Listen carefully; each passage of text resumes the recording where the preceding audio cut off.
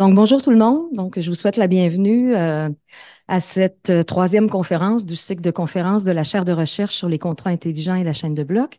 Donc, ce soir, nous avons le plaisir de recevoir un non-juriste parmi les juristes. Donc, ça va nous permettre de sortir de notre petit carré de sable et j'espère qu'il va y avoir des échanges. Donc, vous allez me permettre de vous présenter, de prendre quelques minutes pour vous présenter Monsieur Philippe Nadeau. Donc, Monsieur Nadeau, il est directeur général du DigiHub de Shawinigan, qui est le troisième pôle du numérique au Québec.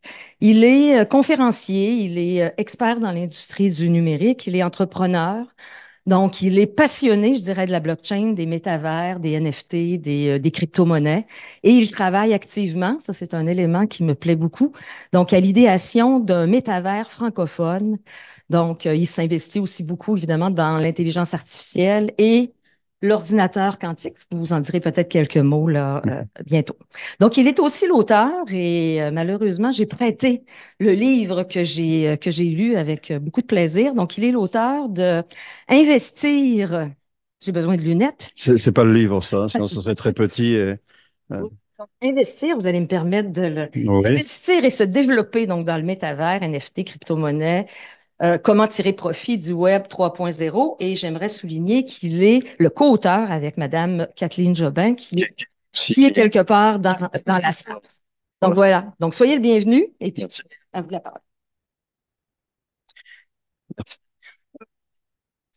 Donc, je dois avouer que c'est quand même un livre, le premier, qui est paru chez Duno en France et qui est quand même le fruit de la Covid. Vous savez, il y en a qui ont regardé beaucoup de séries Netflix, d'autres qui restaient enfermés à la maison. Et ma conjointe, on a décidé d'écrire un livre. Et on en est au quatrième. Donc, avec ou sans Covid, on s'aperçoit qu'on finit par faire les choses qui nous passionnent. Alors, mais merci pour cette présentation. Alors oui, je suis directeur général du DGB à Shawinigan. Troisième pôle du numérique, c'est pas moi qui l'ai dit, c'est l'ancienne première ministre Pauline Marois et après elle, c'était l'ancien premier ministre Philippe Couillard. Puis je parlerai pas de l'actuel. Euh, et donc, il y a 10 ans, ça fera l'année prochaine 10 ans qu'on a créé le DGB, le maire de la ville, Michel Anger. Moi, vous comprenez à mon accent, je suis pas de Shawinigan Sud, je suis un peu plus au sud-ouest, mais de la France. Donc, je suis arrivé en 2000, avec le BOC en 2000, m'installer à Shawinigan. Et puis, ça va faire 23 ans que je suis Shawiniganais et fier de l'être. Et donc, à Shawinigan, j'ai créé ma première entreprise en 2000, donc une entreprise dans les jeux vidéo où je suis passé de 1 à 450 employés, donc des gens qui étaient répartis dans le monde entier. Donc j'ai travaillé sur des jeux comme World of Warcraft, pour ceux qui connaissent, Le Seigneur des Anneaux et beaucoup d'autres. Donc on a fait beaucoup de services dans les jeux massivement multijoueurs en ligne, ce qui m'a amené à m'intéresser évidemment au métavers, au pluriel. J'en reparlerai un petit peu de métavers. Et puis le quantique, c'est venu très récemment, ça, comme passion. Donc, on en est à notre quatrième livre, dont un sur la blockchain, la finance décentralisée, les crypto-monnaies. Le second sur les métavers et comment une entreprise peut en tirer profit, évidemment. Le troisième, c'est un mini-guide sur les crypto-monnaies, parce qu'après un certain plongeon, apparemment, c'est en train de remonter. Donc, on a un guide qui sort chez Duno au mois de février. Et puis, le quatrième livre, fruit de longues nuits et de durs week-ends, va être publié au mois de mars. Et ça s'appelle Intelligence artificielle, génération générative. Donc, on parle d'IA un petit peu. Puis, j'en parlais beaucoup ici. Donc, comme je disais, moi, d'où m'est venu le plaisir de me plonger, de m'immerger dans la blockchain. C'est arrivé il y a une dizaine d'années où le ministre de l'Innovation du Canada, François-Philippe Champagne, qui était au DJ Hub, il vient régulièrement nous voir d'ailleurs, à ce moment-là, il me demandait, mais c'est quoi la blockchain? Et puis, à cette époque-là, j'en savais pas plus que lui. Donc, je me suis documenté, on a écrit un livre, et de fil en aiguille, on s'est intéressé évidemment à mes premiers amours, les jeux massivement multijoueurs en ligne, le métavers.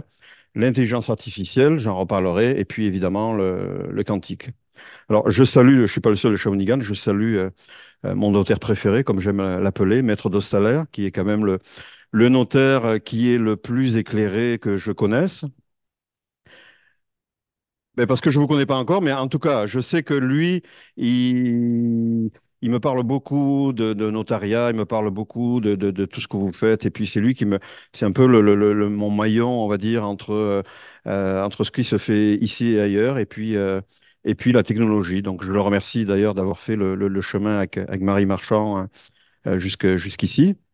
Et donc, on va attaquer. Donc, chaîne de blocs. Alors, habituellement, on me tape sur les doigts en me disant, je dis toujours blockchain, mais bon, on me dit non, c'est chaîne de blocs. Donc, j'ai essayé.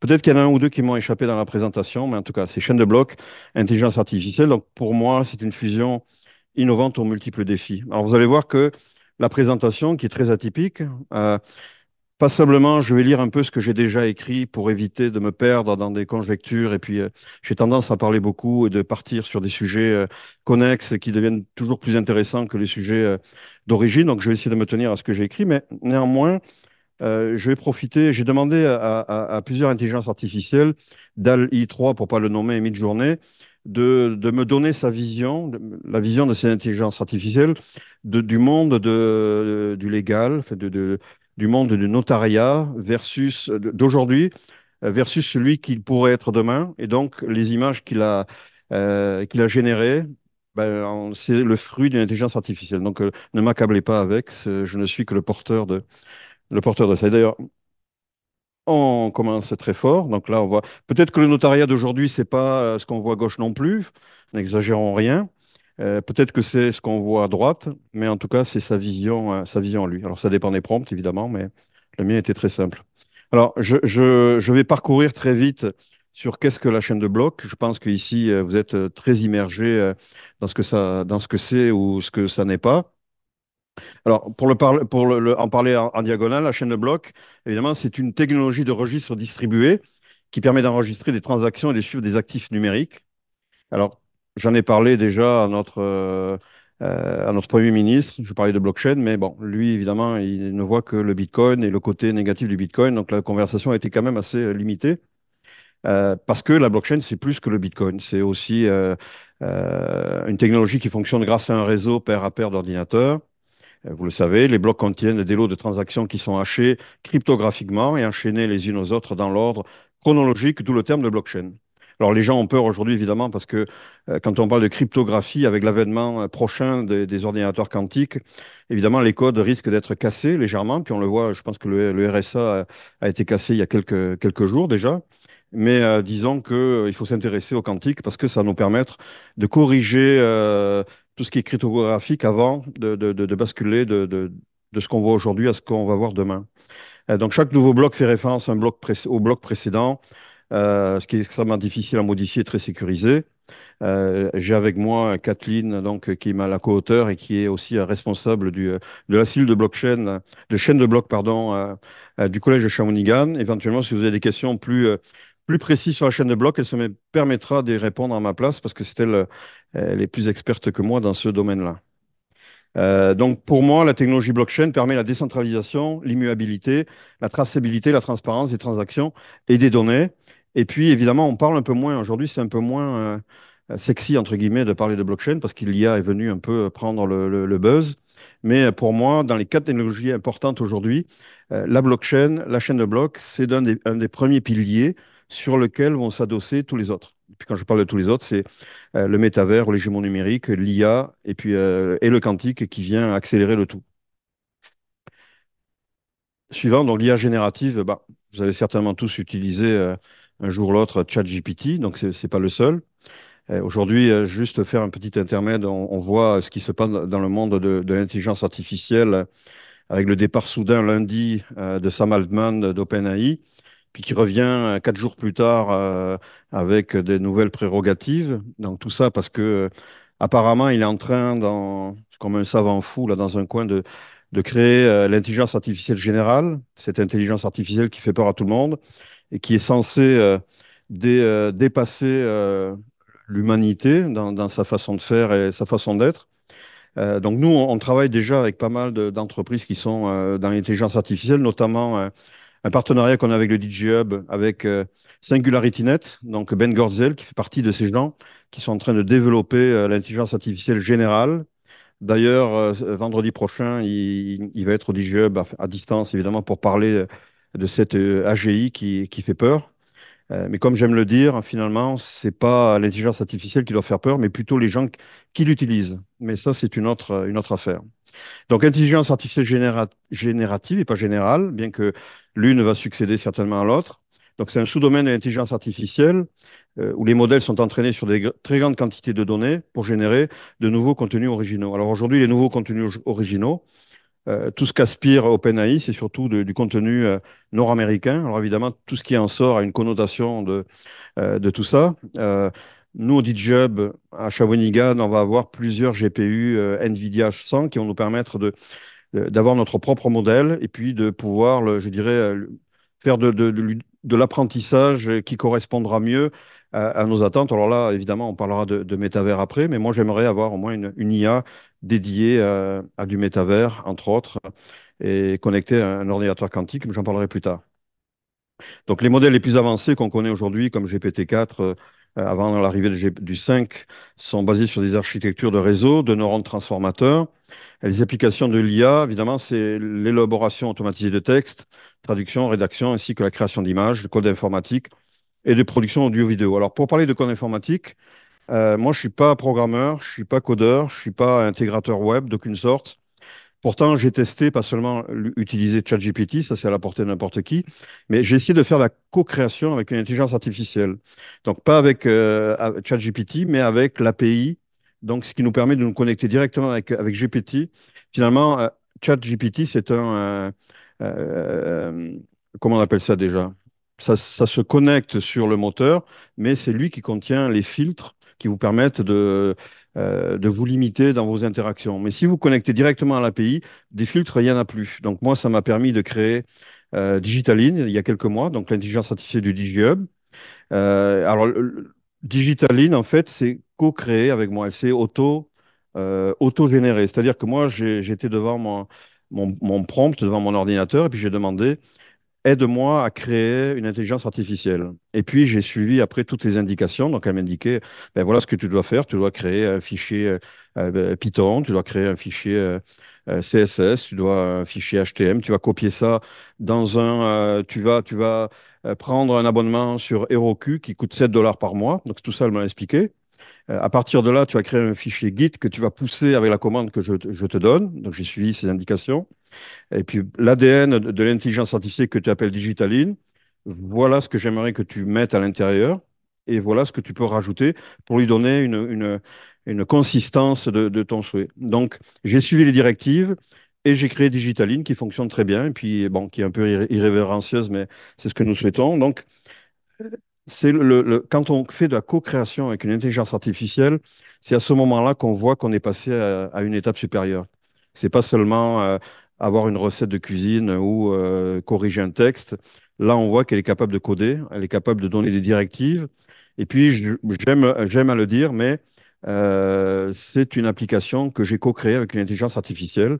Bon, c'est elle qui a fait tout le boulot, mais j'ai quand même écouté et puis recopié ce qu'elle me disait, et ça fonctionne. Donc, l'IA générative, bon, vous allez voir quelques images, illustrations qui ont été générées par DALL-E 3, la nouvelle génération, qui maintenant est incluse d'ailleurs dans ChatGPT. Vous pouvez quasiment lui demander de faire une illustration en même temps que vous lui demandez un texte. GPT-4 pour le texte. Et puis surtout, Midjourney aussi, il y a d'autres modèles évidemment qui existent. Donc l'IA générative est entraînée sur des quantités massives de données pour capturer les structures et régularités du monde réel. Bon, elle est en plein essor, mais ça, on le voit. Et puis, évidemment, avec les annonces aujourd'hui qu'on voit passer sur OpenAI, qui aurait prêt à sortir une nouvelle intelligence artificielle générale, bon, les gens, ça commence à accélérer beaucoup. Son potentiel est immense, mais elle pose aussi des questions éthiques, évidemment. Alors là, il y a deux courants au niveau éthique. Il y a les gens qui ont peur de l'IA et puis qui ont plutôt tendance à appuyer sur la pédale de frein. Et puis il y a les autres, dans lesquels je me trouve plus à l'aise, qui ont tendance à dire, bah, et si elle est là pour aider l'humanité, parce que si on regarde l'humanité, comment elle entraîne la planète aujourd'hui, on se dit que peut-être qu'on a besoin d'un peu d'aide quelque part. Donc moi, je suis plutôt pour dire, bah, il faut accélérons, mais faisons-le de façon éclairée, c'est-à-dire ne laissons pas ces outils à la portée de gens mal intentionnés, même si au final, ce sera un peu plus compliqué à faire qu'à dire. Alors, quelques chiffres, évidemment. Donc, une étude de LinkedIn qui est parue ces jours-ci indique que l'intelligence artificielle transformera 65% des compétences d'ici à 2030. Donc, ça veut dire qu'il y a beaucoup de métiers, beaucoup de gens qui sont aujourd'hui sur des bancs sur des bancs d'école, d'université ou ailleurs qui vont devoir se réinventer assez rapidement parce que c'est vrai, l'intelligence artificielle va venir bousculer un peu ce que l'on voit et puis il va falloir très rapidement pas se réorienter, mais s'accaparer ces technologies pour s'en servir de façon efficiente. Alors voilà, donc bon, on peut dire qu'aujourd'hui, je ne sais pas pourquoi il a vu cet antagonisme entre le monde actuel et le monde du futur, mais quelque part, c'est toujours un peu le cas des gens qui ont peur, et d'où cette confrontation qui a été illustrée par l'intelligence artificielle. Alors, d'autres chiffres, évidemment. Alors, ça, c'est une enquête du cabinet que je ne connaissais pas, qui est parue aussi ces jours-ci, auprès de 700 professionnels. Alors, là, il y a je pense qu'il y a eu une petite erreur dans mon texte, mais c'est surtout des cabinets d'avocats, des services juridiques et des notaires aux États-Unis, en Europe, qui ont révélé que aujourd'hui, bah, il y a 43% de ces 700 professionnels qui trouvent que l'IA est une chance, une opportunité. Il y en a 25% qui voient ça comme une menace. Et puis 26%, c'est un peu les deux, là. C'est une menace et puis une opportunité. Donc des gens qui cherchent à comprendre. Alors aujourd'hui, il y a à peu près 15%, et encore, c'est des chiffres sur 700 professionnels, 15% qui l'utilisent en 2023. Et l'étude dit qu'il y en aura 75% l'année prochaine. Donc on voit qu'il y a quand même une grande avancée. Alors là, j'ai mis un petit rond là, qui est un avion d'Avianca ici, donc je vais pas cliquer dessus, mais il y en a déjà qui utilisent, alors là, je pense que c'est un avocat des États-Unis qui a utilisé ChatGPT pour plaider une cause contre Avianca, donc qui est un transporteur péruvien ou en fait d'Amérique du Sud. Et ChatGPT avait sorti 10 cas avec lesquels il a plaidé. Il avait demandé à ChatGPT si il était sûr de ses réponses. ChatGPT avait dit oui. Et pourtant, ben, c'était dit. Il a fait. Il y a une partie qu'on appelle dans l'IA. L'IA hallucine beaucoup là. Quand on sort de son champ de compétences, elle a tendance à inventer des choses plutôt que. Et là, ça a été le cas. Donc, il a dit 10 âneries, cet avocat, et donc c'est paru dans tous les journaux du monde. Donc, il faut faire attention quand même. Évidemment, l'IA va sortir des cas parfois, mais il vaut mieux les vérifier avant de les rendre publics parce que comme ça, vous risquez un peu moins de faire rire de vous. Alors, ce qui m'intéressait aujourd'hui, c'était de vous montrer que bah, la chaîne de blocs, évidemment, je vous l'ai dit, c'est un pilier. L'intelligence artificielle générative ou juste l'intelligence artificielle va permettre, dans la fusion de ces deux technologies, d'avoir des choses qui sont un peu différentes. Alors, je vous ai mis quelques cas d'usage, évidemment, c'est sécurité renforcée. Alors, je vais vous laisser lire. Donc, la chaîne de blocs offre une sécurité accrue dans sa nature décentralisée. Mais l'IA générative, l'IA, va permettre de créer des systèmes auto-apprenants capables de détecter et de répondre aux menaces de sécurité en temps réel. C'est-à-dire que là, ce n'est pas seulement un humain qui va vérifier ce que la chaîne de blocs, ce elle va indiquer si c'est vrai. L'IA générative va venir le vérifier en temps réel. Transparence et fiabilité. Bon, la technologie de la chaîne de blocs garantit la transparence des transactions et des opérations, alors que l'intelligence artificielle est capable d'analyser ces données pour en extraire des informations pertinentes et précises. Automatisation améliorée, évidemment. L'IA est capable de drainer de l'information beaucoup plus rapidement que si c'est moi qui le faisais, surtout quand ça concerne de la documentation juridique. Alors, vous savez que quand vous cherchez des cas, etc., il peut y avoir des bibliothèques entières avec du contenu en petits caractères. Donc demain, une fois qu'on aura une intelligence artificielle qui sera appropriée tout le contenu qui peut exister, en quelques minutes, ben, vous pourrez avoir tous les éléments qu'il vous faut pour plaider une cause ou pour notarier des documents ou ce qui vous fait plaisir. Innovation dans la gestion de données. Bon, la combinaison de ces technologies permet une gestion de données plus sophistiquée, évidemment, avec des capacités de stockage, de traitement et d'analyse améliorées. Puis on verra des cas d'usage plus précis un peu plus loin. Et puis surtout, développement de solutions personnalisées. Évidemment, qu'on soit notaire ou avocat dans un endroit donné, on n'est pas confronté toujours avec les mêmes problèmes. Là, l'IA permettra vraiment d'offrir des services à votre clientèle sur mesure et de permettre évidemment de tout enregistrer sur la chaîne de blocs pour y revenir plus tard si besoin est. Alors, 7 cas d'usage, on va les voir rapidement. Alors, je ne suis pas maître du temps, là, je sais pas le- mais comme j'ai beaucoup de choses à dire à la fin, là, j'aimerais quand même parler de ces cas d'usage. Euh, donc, au niveau notarial, évidemment, on m'avait indiqué qu'aujourd'hui, il y avait plutôt des gens qui étudiaient au niveau notarial. Donc, bravo, parce que effectivement, c'est pas un métier qui est toujours facile. On a l'impression de connaître les notaires, et puis c'est un métier qui est compliqué. Déjà parce qu'il y a une pénurie de main-d'œuvre, surtout au Québec. Donc, c'est très difficile, je pense, de trouver des personnes, des clercs de notaire, des personnes qui vont venir vous assister, vous appuyer. Mais je pense que l'intelligence artificielle peut jouer ce rôle si c'est fait de façon éclairée et peut venir, je dirais, être le bras non négligeable de votre étude. En tout cas, moi, j'en suis persuadé. Donc, on va montrer un petit peu sept cas d'usage qui vous parleront peut-être un peu mieux. Le numéro un, évidemment, c'est la gestion et authentification automatisée des documents. Euh, on a besoin aujourd'hui, une étude de notaire a besoin de stocker des documents légaux. On parlait avec notre notaire de Shawinigan d'une voûte dans laquelle les documents sont placés et puis sont sécurisés. Donc aujourd'hui, ces voûtes, elles sont dans le nuage, c'est-à-dire que quand vous mettez des documents confidentiels d'un client, quand ces documents sont cryptographiés, ben, vous ne savez pas si vos documents finalement vont se retrouver à Montréal, ils vont se retrouver aux États-Unis, quelque part, en Allemagne ou en Chine ou en Corée. Donc le nuage, évidemment, ça bouge beaucoup. Ce que nous mettons en place au DigiHub, nous, c'est vraiment la souveraineté des données. Nous, on y tient beaucoup. Donc, que ce soit l'ordinateur quantique dont je vais parler plus loin, ou que ce soit les serveurs qui seront dédiés à nos partenaires, entre guillemets, ils seront tous au DigiHub Shawinigan. Donc, ça sera un cloud, mais un cloud qui sera quand même encadré et qui ne sortira pas de nos murs. Et je pense que c'est important quand on parle de, euh, de légitimité, mais surtout de ce genre de choses. Alors, l'IA, évidemment, de façon automatique, détecte les incohérences et falsifications dans les documents et puis peut indiquer si le document a été retouché d'une manière ou d'une autre, malgré le fait qu'il ait été enregistré sur la blockchain. Donc voilà une autre image de l'IA, toujours. Alors, évidemment, hélas, il y a toujours le côté un peu vieillissant des notaires d'aujourd'hui.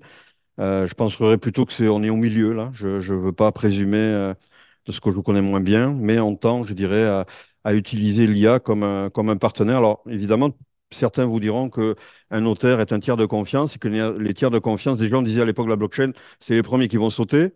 On dit ça aussi avec l'intelligence artificielle. On dit ça aussi dans les métavers. Ça va être des agents intelligents qui vont servir de notaires dans les mondes virtuels. Mais moi, je pense que c'est un métier, si c'est un métier que vous avez déjà l'idée que vous risquez de vous faire ubériser, entre guillemets, si aujourd'hui vous commencez à vous y intéresser, voir comment vous pouvez vous approprier ces technologies, je pense que vous avez encore quelques beaux jours devant vous. Mais je pense qu'il ne faut pas piétiner aujourd'hui, il faut avancer. Alors, en deux, l'automatisation des transactions immobilières. Donc là, évidemment, on voit. Puis nous, on a des startups qui font déjà de l'immobilier, c'est-à-dire qui sont capables de virtualiser dans un métavers des appartements, de les vendre directement à distance à des gens qui ne se déplaceront jamais, sauf pour évidemment pour aller habiter dans leurs biens. Mais déjà, nos partenaires nous demandent, bon, OK, mais au niveau notarial, on fait quoi? Comment on fait pour que ces transactions virtuelles, parce qu'aujourd'hui, peut-être que vous n'avez jamais eu le cas, mais peut-être que demain, on va vous dire, ben moi, je suis locataire, mais par contre, sur tel métavers, ben, je possède un immeuble avec des condos, avec 600 locataires, et puis je veux évidemment que le céder un tiers. Donc, je pense que vous allez rapidement être confronté, si ce n'est pas déjà le cas, à ce genre de choses, alors que ce soit des NFT ou que ce soit une autre façon de faire. Mais je sais que les gens me questionnent. Nous, on travaille beaucoup avec des gens qui sont dans les 10 premiers des métavers, et puis c'est un questionnement très concret. Ils se posent des questions. Et puis évidemment, de l'autre côté, au niveau des notaires, ils se posent aussi la question. Donc à un moment donné, il va falloir que ces deux mondes se rejoignent et trouver des solutions. Alors, je suis heureux de voir qu'il y a une chaire en contrat intelligent et blockchain qui est ici. Je pense que ça va faire partie très prochainement d'une réflexion qu'il va falloir avoir à haut niveau et avoir des solutions rapides pour essayer ça donc, à bref délai. Optimisation de la planification successorale, mais là, je vous apprends rien, évidemment. L'enregistrement et la mise à jour sécurisée, testament, directive successorale réduisent les risques de litige. Et puis l'IA prédictive, pour le coup, peut conseiller sur la répartition optimale des biens en tenant compte des lois fiscales et des souhaits personnel. Parce que des fois, vous avez des clients. Moi, par exemple, j'ai hérité de la maison de mon père, donc c'était en France. Donc évidemment, être conseiller ici au Québec il faut être féru c'est pas toujours la même chose, hein, le notariat en Europe comme au Québec. Par contre, avec une intelligence artificielle, ben là, vous avez accès aux demandes, capable de vous dire, ben voilà votre situation ici au Québec, vous devenez propriétaire d'une maison en France, voilà comment ça peut vous impacter au Québec, en France et aux deux. Puis c'est toujours après une question d'argent, évidemment. Contrat intelligent pour la gestion des droits. Alors là, on est en plein dans les contrats intelligents. L'avantage d'un contrat intelligent, c'est qu'on n'est pas obligé de le faire aujourd'hui. Ça peut être un contrat intelligent qui est enregistré pour plus tard. S'il réunit certaines conditions, il s'exécute automatiquement dans la blockchain. Donc, l'utilisation de contrats intelligents pour automatiser et sécuriser les accords juridiques, tels que le partage de biens ou les accords de confidentialité.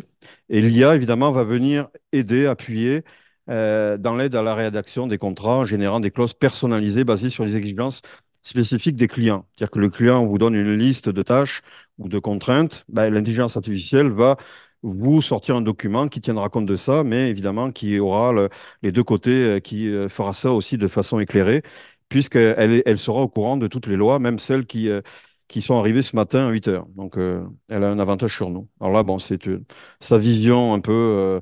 Alors, je trouve quand même qu'entre le cyborg et la personne d'avant, il manque quand même peut-être un personnage, là, je ne sais pas. À moins que vous ayez tous des petites cravates comme ça, mais je pense pas, là, vous voir, là. Vous n'êtes pas rendu là. Donc, vérification et sécurisation des identités. Alors là, on est en pleine cybersécurité, cybercitoyenneté. Il y a plein de notions qui rentrent là-dedans. Vous savez que le Québec se cherche encore. Moi, j'ai l'occasion de parler au ministre Kerr de la cybersécurité, cybercitoyenneté. Et puis, alors je ne dis pas que c'est son cas là, mais parfois, ça piétine beaucoup avant d'arriver à des solutions. Sauf que là, la technologie allant à la vitesse où elle va, je pense que plus on va piétiner, et plus on va se retrouver confronté à un moment donné à un mur.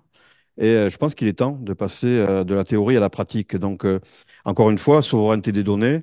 On ne peut pas se permettre d'utiliser des ordinateurs pour les passeports canadiens ou pour les cartes d'identité ou les permis québécois si tous ces permis-là, ces passeports-là se retrouvent sur un ordinateur en Allemagne. Je trouve que là, il y a un problème. Alors, j'en reparlerai si le temps qui m'est imparti le permet, mais l'ordinateur quantique qui va être installé au DJ Hub va être utilisé uniquement pour les besoins pas du DigiHub, mais de nos partenaires. C'est-à-dire que les données ne vont pas partir dans un autre ordinateur quantique au contraire, ça va rester vraiment entre nos murs. Et ça, je pense que c'est important. Archivage à long terme et accessibilité des documents. Alors là, évidemment, on reparle encore une fois d'archivage parce que je pense que, je ne sais pas, pour avoir visité un cabinet de notaire, je sais que c'est des dossiers qui sont empilés là sur des rayons qui n'en finissent plus.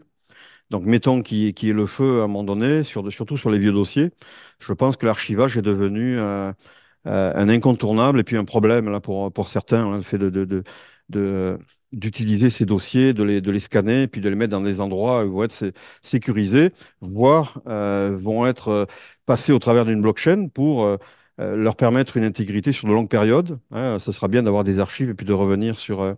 Souvent, moi j'ai une maison qui est centenaire, mais j'ai aucune donnée sur les propriétaires avant celui qui m'a vendu. Donc je ne sais pas trop. Donc c'est dommage. Si on avait des données peut-être plus, euh, plus poussé ou informatisé. Peut-être que ça m'intéressait de savoir que le premier qui a bâti cette maison-là, c'était qui et pourquoi et où. Enfin, où je sais. Mais, bon. Donc, l'intelligence artificielle, mise en place de systèmes de recherche intelligents pour récupérer rapidement les documents. Évidemment, il y a des milliards de lignes. On ne va pas s'amuser à chaque fois à les fouiller.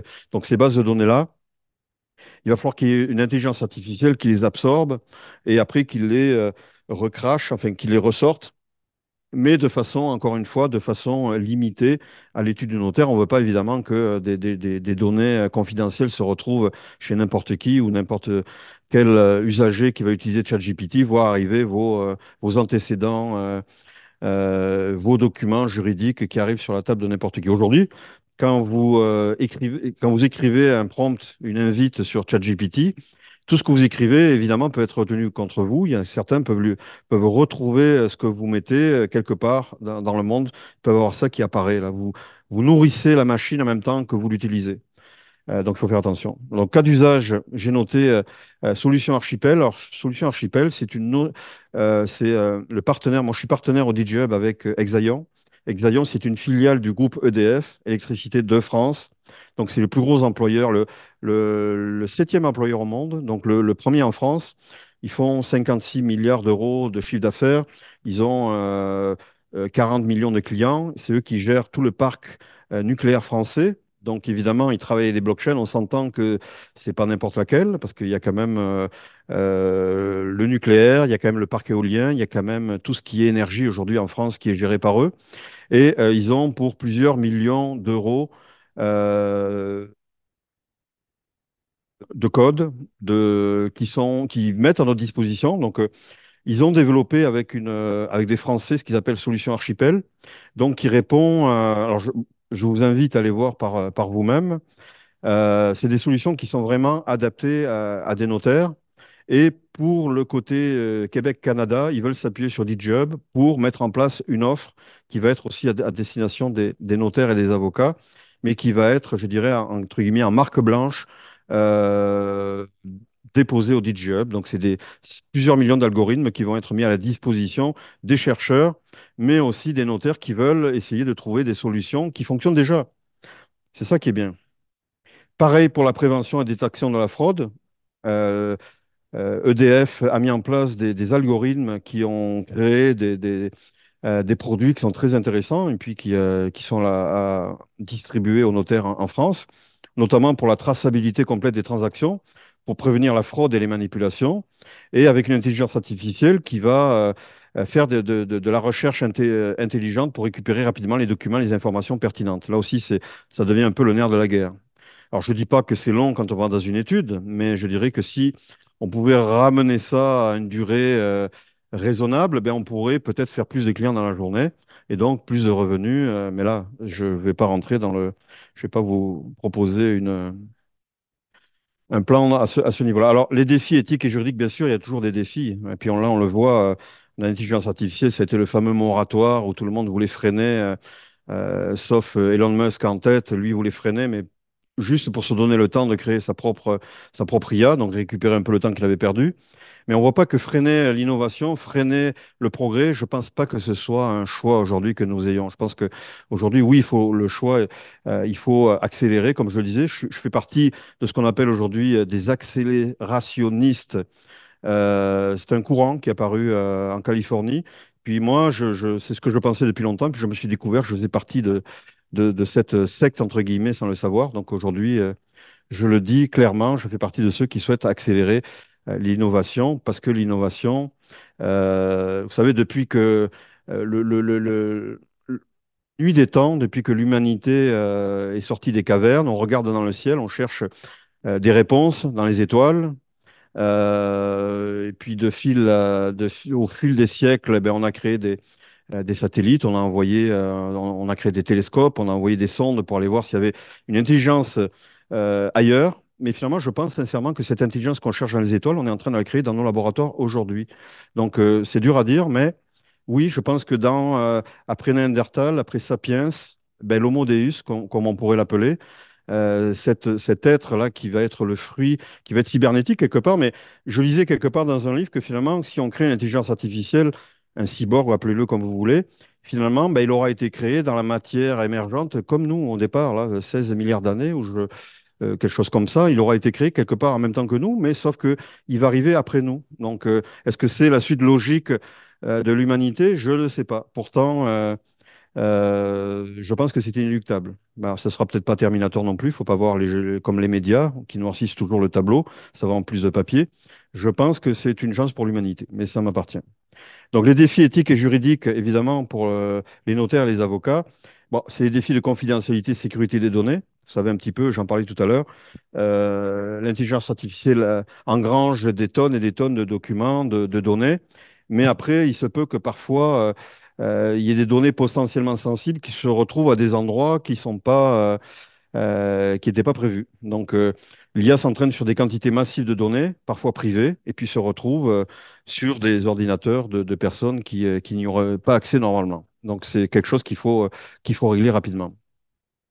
Mais cela dit, Anthropic, c'est un concurrent d'OpenAI qui a Claude 2. Donc c'est le nom de leur ChatGPT, vient de sortir en version 2.1.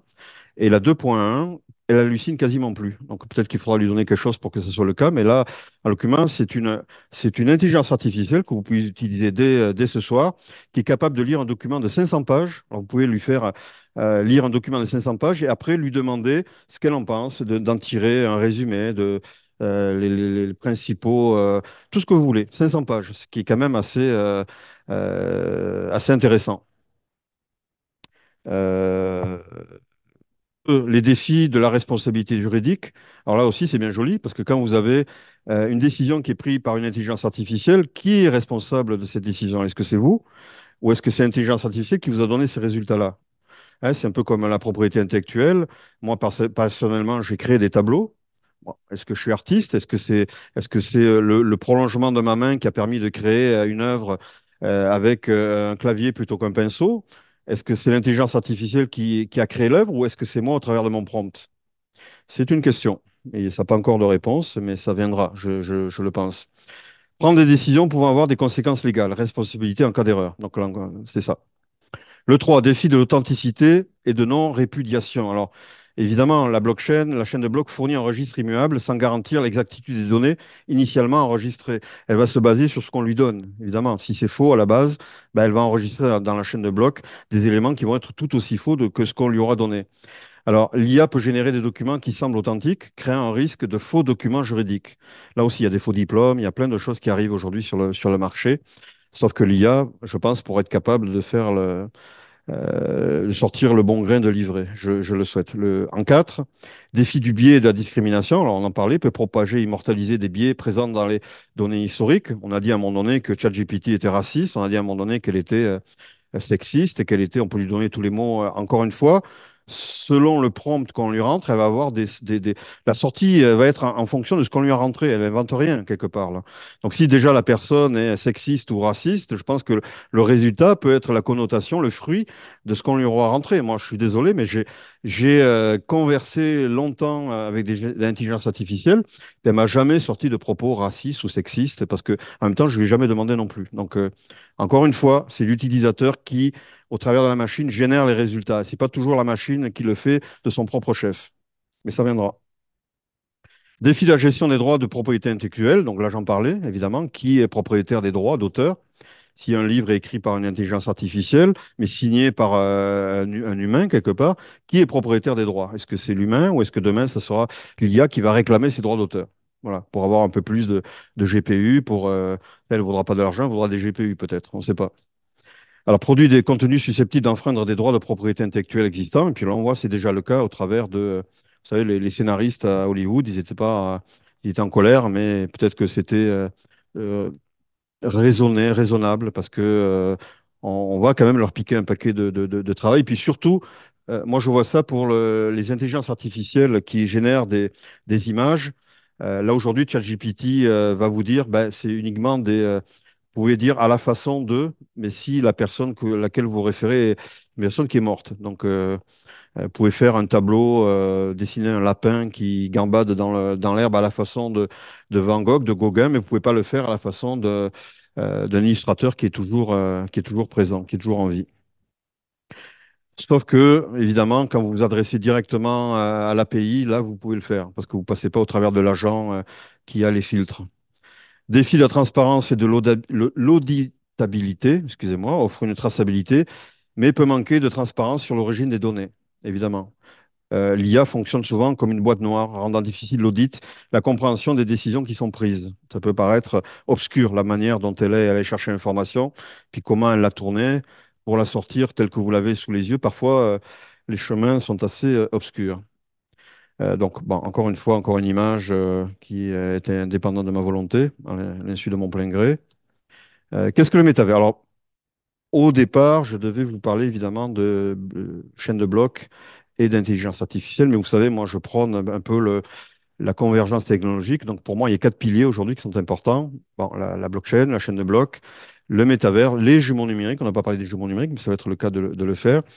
L'intelligence artificielle et le quantique. Et quand on réunit ces quatre technologies, je peux vous garantir qu'on sort des projets là Même dans Star Trek, ils sont un peu limités par rapport, un peu juniors par rapport à nous. Donc, définition et concepté, le métavers. J'en parlais tout à l'heure, on faisait une petite prise de vidéo. Donc, le métavers est un espace virtuel immersif. Alors, le mot métavers a été créé par Neil Stephenson en 1972. Il a créé Snow Crash, donc un livre dans lequel il commence à parler de. En 92, c'est pas 72, je vais un peu vieilli, notre ami, là. En 92, il a sorti Snow Crash. Et c'est le premier qui parle de cette notion de métavers, qui a été repris évidemment après par d'autres auteurs et surtout par l'univers des jeux vidéo. Alors moi, un des premiers jeux vidéo qui pourrait s'apparenter à un métavers, c'est Second Life. J'ai eu la chance de travailler avec Linden Lab, qui est le développeur de Second Life. Et pourquoi c'était un métavers? Parce que vous aviez un avatar qui évoluait dans Second Life, et puis votre avatar pouvait gagner de l'argent. C'était un des premiers jeux qui pouvait vous permettre de gagner des Linden Dollars, d'ailleurs, si le nom m'échappe pas, mais il y a eu d'autres jeux après. Il y a eu Project Entropia, d'autres jeux qui ont permis de créer, que votre avatar gagne de l'argent pour vous, quelque part, là. Euh, Aujourd'hui, ben, le métavers, c'est ça. C'est un univers virtuel qui est calqué sur notre univers ou pas. Ça peut être évidemment des univers, mais ça peut être des jeux vidéo, ça peut être un peu ce que vous voulez. Alors, il faut un monde virtuel pour qu'il fonctionne. Il faut une masse critique d'utilisateurs, évidemment. Si vous êtes trois à jouer à un jeu massivement multijoueur, vous allez vous ennuyer pas mal. Il faut qu'il y ait des objets. Alors aujourd'hui, l'idée, c'est que de donner la chance aux joueurs de créer eux-mêmes du contenu et puis de le monétiser au travers de NFT aujourd'hui. Alors, je vais m'en tenir à la définition. Donc, le métavers est un espace virtuel immersif. Alors, avec ou sans un casque de réalité virtuelle et augmentée, ça peut être juste en regardant un écran. Si l'immersion fonctionne, ben, tant mieux. Offrant une nouvelle dimension de l'expérience Internet. Et puis aujourd'hui, on parle beaucoup, puis là, c'est surtout au niveau industriel, de jumeaux numériques. Alors, un jumeau numérique, ça peut être, vous voyez, si vous suivez l'actualité à Shawinigan, vous allez voir on est en pleine zone d'innovation en électrification des transports. Alors là, le gouvernement y va quasiment toutes les semaines en annonçant une nouvelle usine à plusieurs milliards qui va venir s'implanter là. Le jumeau numérique permet, et puis ça c'est EDF qui le dit, eux qui créent des centrales nucléaires, de créer une usine de façon virtuelle, donc de voir au niveau traçabilité qui sont les partenaires qui vont dans la chaîne de production, comment la batterie va être créée quelque part. Donc on le fait de façon virtuelle. Puis quand ça fonctionne, ben à ce moment-là, on peut passer du virtuel au réel. Puis je peux vous garantir que d'après ce qu'ils en disent, qu'on gagne beaucoup d'argent en faisant ça et pas le faire à l'envers. On crée d'abord l'usine réelle et puis on s'aperçoit qu'il y a des problèmes. Donc là, on ferme l'usine, ça génère on continue à payer les gens et puis ça peut être un gouffre financier. Donc le jumeau numérique, aujourd'hui, on en entend beaucoup parler. Alors, ce n'est pas nécessairement un jeu vidéo, ça peut être le jumeau numérique de vous. Alors, j'en parlerai pas aujourd'hui, mais par exemple, imaginez que vous prenez une société californienne, vous envoyez un peu de salive, il vous renvoie une partie de votre génome, ce que j'ai fait. Donc, on vous envoie 800 000 lignes de votre génome. Ce génome-là, vous l'injectez sur votre jumeau numérique. À partir de là, ben, vous êtes capable, avec de l'intelligence artificielle déjà, de regarder un petit peu. Par exemple, si vous faites un régime keto pendant 6 mois, plutôt que vous servir de vous-même comme cobaye, d'attendre 6 mois, ce régime, qu'est-ce que ça va donner sur moi sur 6 mois? Ben, au bout de 6 mois, ah, ok, bon, ça n'a servi à rien. Par contre, au lieu de le faire sur vous, ben, vous envoyez votre souhait sur votre jumeau numérique, et donc en l'espace de 2 minutes, vous voyez à quoi vous allez ressembler dans 25 ans si vous suivez ce régime plutôt qu'un autre. Et ça, aujourd'hui, c'est possible uniquement avec de l'intelligence artificielle, avec un jumeau numérique et surtout avec de la blockchain, avec du quantique, pardon. Parce que le quantique, évidemment, 800 000, moi, mon génome, il fait 800 000 lignes, mais il pourrait en contenir plusieurs millions. Il y a plusieurs de lignes. Et puis, des fois, dans votre génome, pour savoir si vous êtes intolérant au lactose ou peu importe, c'est plusieurs génotypes qu'il faut croiser. Et ça, si vous le faites avec votre généticien à la main, ça peut prendre plusieurs mois. Avec le quantique, un calcul qui pourrait prendre 10 000 ans, ça va vous prendre 2 secondes. Donc, ça ouvre la voie à des choses qui étaient quasiment impossibles à faire il y a une semaine, il y a 15 jours. Mais où est-ce qu'une startup peut se connecter à un ordinateur quantique? Ben, nulle part, à part au DigiHub en 2024. Ben, je fais un peu de publicité en passant, hein. Excusez. Donc le métavers, évidemment, en association avec l'IA et la chaîne de blocs, ça ouvre des possibilités sans précédent. Vous savez, un métavers, comme je disais, il faut créer du contenu. Vous avez un univers comme World of Warcraft qui est vide, ben, il faut créer des maisons, il faut créer des personnages non joueurs, il faut créer des quêtes, il faut créer des scénarios, il faut créer beaucoup de choses. Et puis c'est des gens qui le font. Alors avec une arborescence, vous savez, ces gens-là, chez Ubisoft ou ailleurs, ben, ils disent si voilà la question que le personnage va vous poser, puis vous avez un choix de trois réponses. Donc vous êtes quand même cantonné à une arborescence qui est limitée. Aujourd'hui, les tests qui sont faits, puis j'ai participé à certains, vous avez un personnage en joueur qui est généré à la volée, et ce personnage en joueur est alimenté par une intelligence artificielle. Il va vous voir passer, vous allez lui poser des questions, et puis dans 4 jours, vous repassez, il va se rappeler de vous, il va se rappeler qu'il a vu un monstre qui était au bout du champ, il va se rappeler beaucoup de choses. Et en plus, si vous le connectez à un ordinateur quantique, là, c'est pas juste un PNJ, un personnage, c'est le monde entier qui peut être généré à la volée. Vous allez dire, ben moi, je veux un monde, je veux créer un monde, un métavers dans lequel je vais être Harry Potter, et puis je veux que ce soit dans un univers avec des dragons et des machins. Vous mettez votre scénario, et puis vous mettez votre casque, et puis l'ordinateur, l'IA, va créer votre monde virtuel. C'est vous qui créez le scénario. Et puis il va le faire à la volée. Et ça, encore une fois, si vous ne connectez pas le métavers avec l'IA, avec la blockchain, évidemment, parce qu'il faut une forme de traçabilité quand même, parce que là, on parle de crypto-monnaie, tout ça, ça tourne avec des NFT, avec de la crypto-monnaie. Il faut savoir, au travers du blockchain, comment les échanges sont faits et pourquoi. Et puis, je n'aurai pas le temps de vous parler d'interopérabilité, parce qu'aujourd'hui, dans un métavers, si vous créez des objets, si vous passez 6 mois et que vous êtes riche, si vous changez de jeu, ben, tous vos objets, ben, ils restent dans le jeu où vous êtes actuellement. Donc, l'interopérabilité permettra à des gens ben, de prendre la superbe commode Louis XVI qu'ils ont créée dans ce jeu-là, ben, de la prendre et puis de la mener dans leur jeu suivant ou de la vendre. Mais on n'est pas là encore. Impact sur les métiers juridiques. Bon, on va sortir des jeux vidéo, on va reparler un petit peu plus de ce que vous faites. Alors, avocat et notaire à l'ère du numérique. Donc, la fusion de la blockchain et de l'IA, évidemment, crée de nouveaux défis et opportunités. On l'a dit, pour les métiers juridiques, les avocats et notaires doivent se familiariser avec sur les aspects juridiques du métavers, notamment en ce qui concerne la propriété intellectuelle, la confidentialité et les contrats numériques. Et puis, je vous le dis là, c'est pas de la science-fiction, on est en plein là-dedans. Je vous imaginez pas le nombre de gens qui nous demandent à être connectés avec des avocats et des notaires pour transférer leurs biens ou pour en créer. Donc, les notaires pourraient utiliser des jumeaux numériques pour valider et archiver des transactions immobilières, virtuelles ou non, ou d'autres accords contractuels dans un environnement numérique sécurisé. C'est-à-dire qu'au lieu d'avoir ça dans un endroit physique, ben, vous l'envoyez ça dans un endroit virtuel. Les avocats sont appelés à développer de nouvelles compétences pour conseiller leurs clients sur les implications légales, sur les métavers évidemment. Implications pour le futur, cette technologie transformera la manière de travailler, d'apprendre et de se divertir, annonçant une ère où les frontières entre le physique et le numérique s'estomperont. Ajoutons une petite dose de quantique quand même, parce que histoire de ne pas l'oublier. Si on rajoute du quantique à ce que je viens de dire, alors nous avons déjà exploré, peut-être pas profondément, mais la chaîne de blocs, l'IA et le métavers. Donc, l'informatique quantique va permettre de transformer radicalement nos capacités de calcul. Et puis, je vous le dis, là, ça va les augmenter de façon très considérable. Synergie quantique avec les autres technologies. Imaginez un monde où l'informatique quantique s'entrelace à la chaîne de blocs, rendant les systèmes de sécurité cryptographiques presque impénétrables et les transactions incroyablement rapides. Et puis, je pense que tout cabinet de notaire a envie d'avoir des systèmes de sécurité cryptographiques impénétrables et des transactions incroyablement rapides. Je pense que tout le monde en veut. Envisager l'intégration de l'IA quantique est capable de traiter et d'analyser des volumes de données exponentiellement plus grands, révolutionnant l'apprentissage automatique et la prise de décision.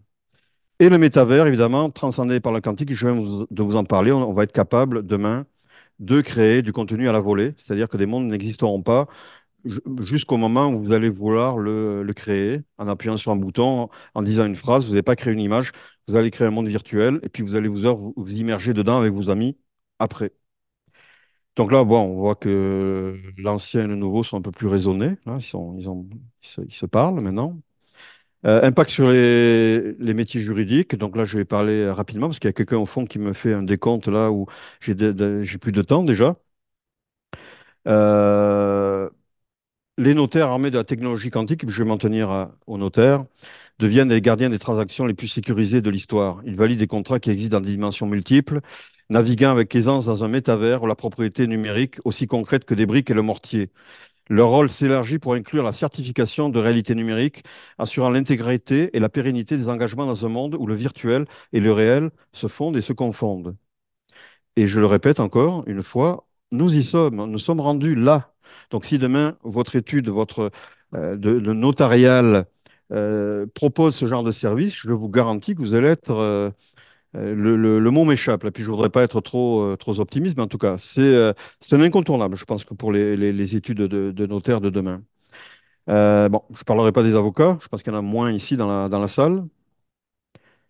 Euh, En guise de semi-conclusion, je dirais que cet avenir appelle les professionnels du droit à élever leur vision au-delà du contenu et de l'attendu.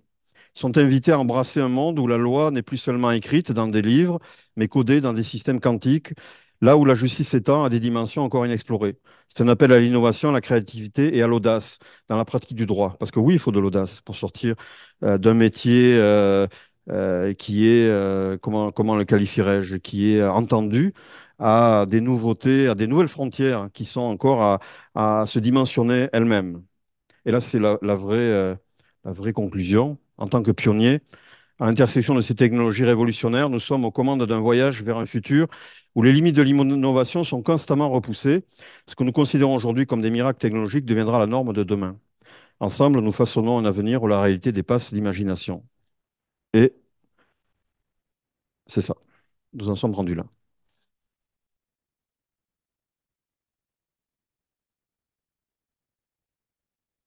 Merci beaucoup. Donc, je ne sais pas qu'est-ce que vous en pensez, où est-ce que vous êtes rendu. Donc, je suis désolé, j'ai accéléré beaucoup là, et puis il y a des Il n'y a pas choses que j'ai de élaguées beaucoup sur certains sujets. Je sais que ça peut paraître beaucoup très abstrait pour certains. question, Père, David?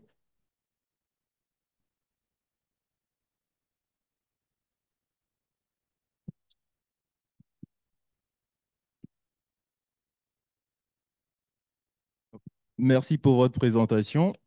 C'était vraiment excellent. Ça permettait en fait d'avoir plusieurs détails pratiques. Donc, c'était pas du tout abstrait pour moi. Ça permettait de comprendre comment on pouvait en fait améliorer notre façon de fonctionner en tant que juriste avec la technologie. Donc, dans cette logique-là, j'aurais une question sur un point particulier, donc celui de la co-création. Ouais, Donc, en ce moment, en fait, on a pas mal d'IA, mais qui sont générales. ouais. On a de plus en plus de systèmes. Il y a Microsoft qui a annoncé Copilot il n'y a pas si longtemps, SAP avec Joule et autres, qui permettent d'insérer comme de l'IA, mais dans les systèmes d'information des entreprises. Donc, comment vous pensez que ce mouvement-là, il va améliorer la productivité éventuellement des professions juridiques? Et c'est quoi les risques en fait? Parce que si finalement on intègre une IA dans la façon de fonctionner interne d'une société ou d'un cabinet d'avocats, il y a éventuellement des risques que ces données-là, même si l'environnement il est fermé, qu'elles puissent échapper, rentrer dans, par exemple, puissent être hackées, puissent se retrouver sur d'autres serveurs. Donc, quels sont les risques techniques qui sont liés à ça? Et le deuxième point, il est un peu plus philosophique. Donc, vous avez parlé tout à l'heure du mouvement de l'accélérationnisme, je pense, mais moi, je pense plus généralement au mouvement transhumaniste plutôt, où on voudrait comme augmenter l'humain, aussi bien les capacités cognitives que physiques, et où avec la technologie, on serait capable de faire beaucoup plus. Mais Mhm. sachant que sur la planète, on n'est pas au même niveau technologique partout, Non. et même dans les pays développés, certains ont plus facilement accès à la technologie que d'autres. Et dans les politiques gouvernementales, on parle souvent de fracture numérique. Donc, comment vous pensez que on pourrait en fait coupler l'aspect politique, l'aspect philosophique pour que tout le monde puisse être dans le vent de l'innovation, en même temps que les besoins en fait de productivité, parce qu'on est de plus en plus nombreux sur la planète, on a besoin de plus en plus de ressources et il faut composer avec tout ça. Donc, quelle est votre vue philosophique sur cette question et est-ce qu'on pourrait avoir plus de détails en fait sur les possibilités de co-création avec les nouveaux outils qu'on a? Alors, j'ai envie de commencer par la fin, parce qu'elle me tient à cœur.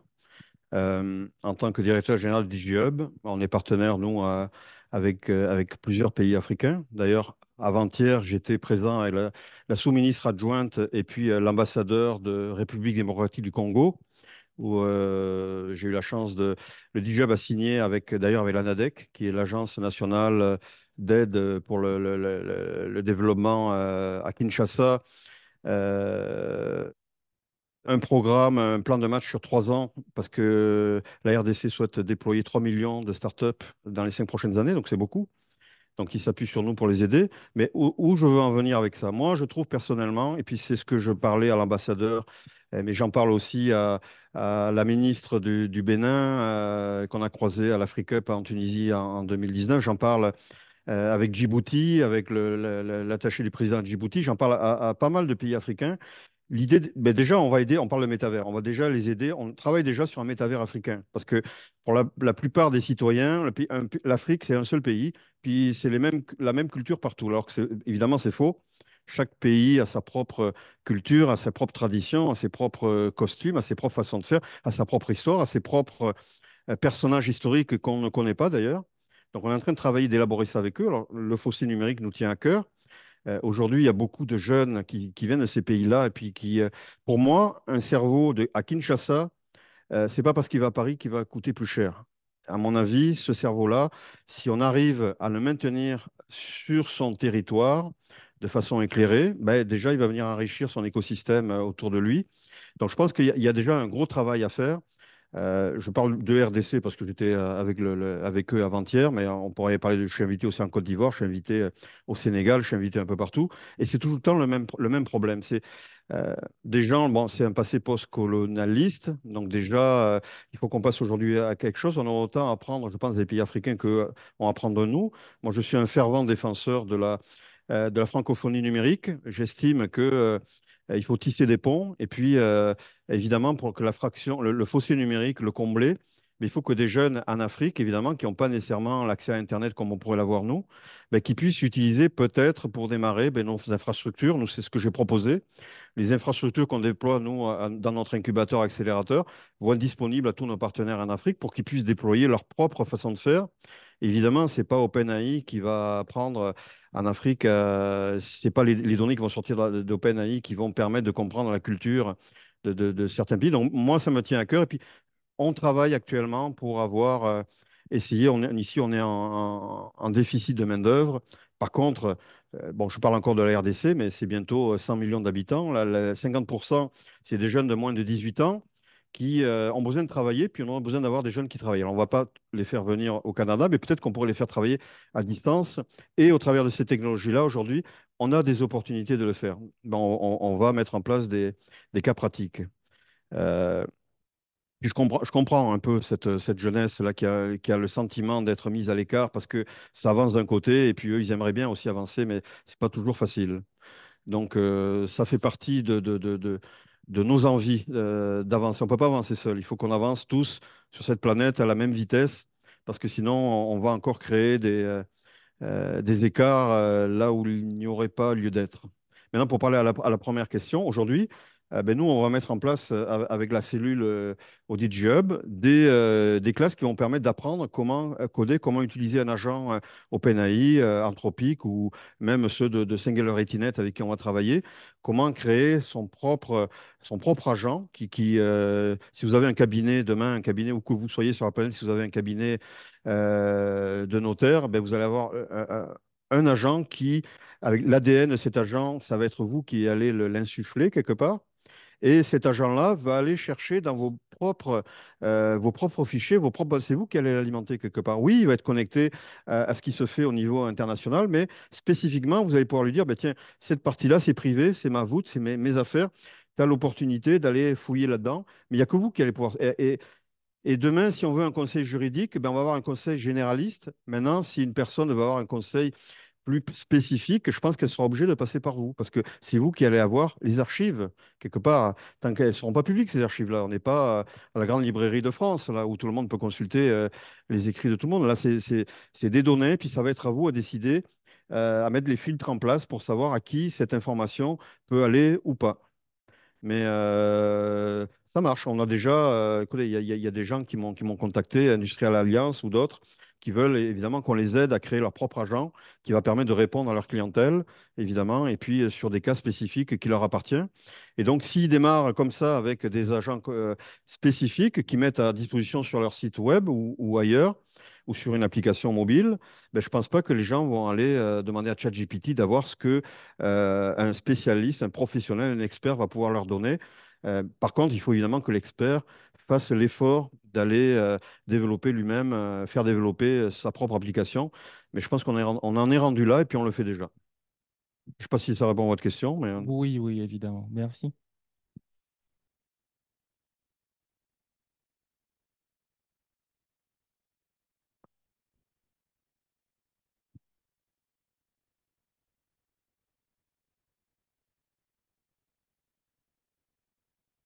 merci, hein, j'allais proposer que je pose une question moi-même parce qu'il y a des choses que j'ai dites que je n'ai pas tout compris non plus. Donc, Alors, vous allez peut-être pouvoir le faire, puisque ma question est très courte.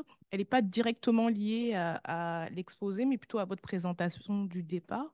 Vous avez expliqué que vous étiez le troisième pôle du numérique, oui, puis que vous aviez monté DigiHub DigiHub, le DigiHub. avec Ouais, la contribution du maire, vous avez, Michel oui. Langer. Donc, est-ce que vous pouvez parler justement de l'implication finalement des politiques publiques, ben, des acteurs publics là, pour monter justement ce type de projet? Est-ce que c'est important? Bah, Quel il type faut juste couper la vidéo, là.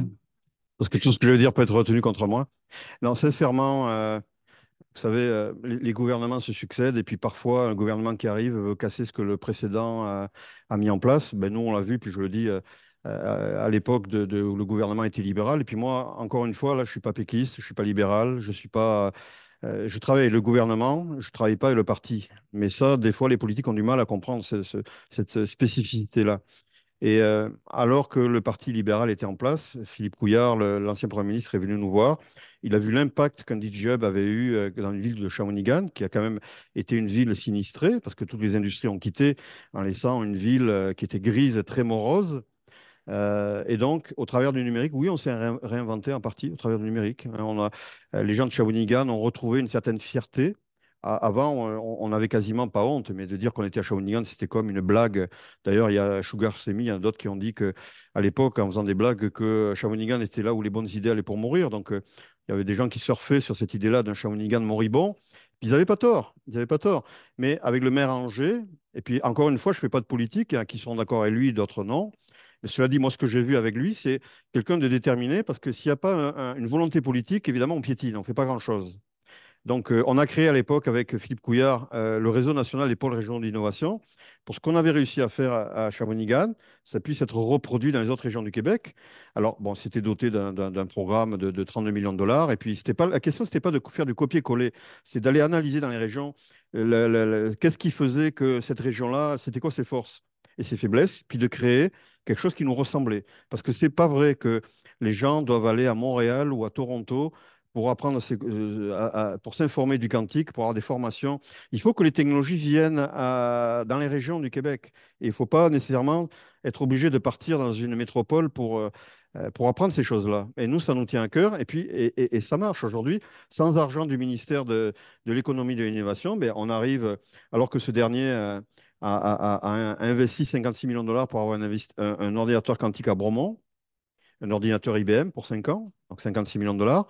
Ben, nous, on a un ordinateur quantique photonique, donc qui va à la vitesse de la lumière. Donc, je ne dirais pas qu'il est plus performant. Je ne vais pas rentrer dans la comparaison d'un ordinateur quantique traditionnel qui nécessite le zéro absolu pour fonctionner, donc une infrastructure à moins de 272 degrés, tandis qu'un ordinateur photonique, ben, c'est température comme du bon vin, là, c'est température pièce. Là. Donc, on n'a pas investi et pourtant, euh, les technologies, si elles ne sont pas à la portée du citoyen, si elles ne sont pas à la portée des startups, à mon avis, elles servent qu'à une intelligentsia.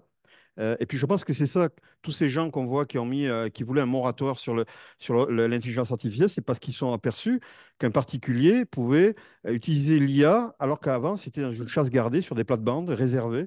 Puis aujourd'hui, n'importe qui peut se l'approprier, puis créer des choses avec ça, là. Puis moi, je pense que c'est une chance. On parlait d'humanisme, mais moi, je pense que tous les humains devraient avoir accès au progrès, puis de pouvoir l'utiliser à bon escient, évidemment. Mais il ne faut pas que ce soit réservé à une élite. Et ça répond pas à votre question. Vous voyez, je suis parti dans quasiment autre chose, là.